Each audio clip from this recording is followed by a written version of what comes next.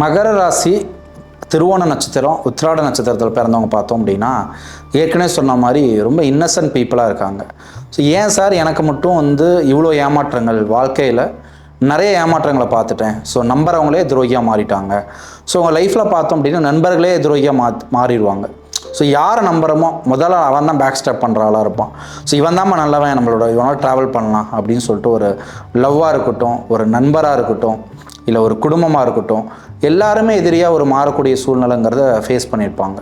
So இவ்வளோ ஏமாற்றங்கள் எதுக்கு அப்படின்னா, மகர ராசி அப்படின்னாவே சனீஸ்வரரோட அதிபதியாக இருக்கிறதுனால அவங்கள ரொம்ப நேர்மையாக வாழ்க்கையை வாழ வைப்பார். ஸோ அவரே அதிபதியாக இருக்கிறனால இப்போ சனியோட திசையோ புத்தியோ நடக்கும்போதே ஒரு இதை கொடுக்கும்போது, ஸோ அவர் அந்த ராசிக்கு அதிபதியாக இருக்கும்போது அவர் மகராசி விட்டு வைப்பாரா? ஸோ கண்டிப்பாக இவங்க வாழ்க்கையில் ஒரு அனுபவத்தை கொடுக்கணும் அப்படிங்கிறதுக்காக இவங்க சந்திக்கக்கூடிய பர்சன்ஸ் எல்லாருமே ஒரு ஏமாத்துறவங்களாக தான் வருவாங்க. அதனால தான் மற்றவங்கள விட மகர ராசி இருக்கிறவங்க பார்த்தோம் அப்படின்னு நிறைய ஏமாற்றங்களை லைஃப்பில் பார்த்துருப்பாங்க.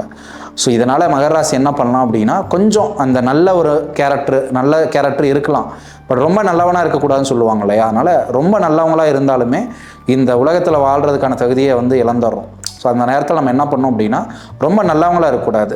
ஸோ நல்லது செய்யலாம், அதுக்குன்னு எல்லாமே மற்றவங்களுக்காக செஞ்சுட்டு தனக்குன்னு எதுவும் இல்லாமல் பண்ணிடக்கூடாது. அதனால் இனிமேலாவது மகர ராசியாக இருக்கிறவங்க உங்களை கண்ட்ரோல் பண்ணிக்கோங்க.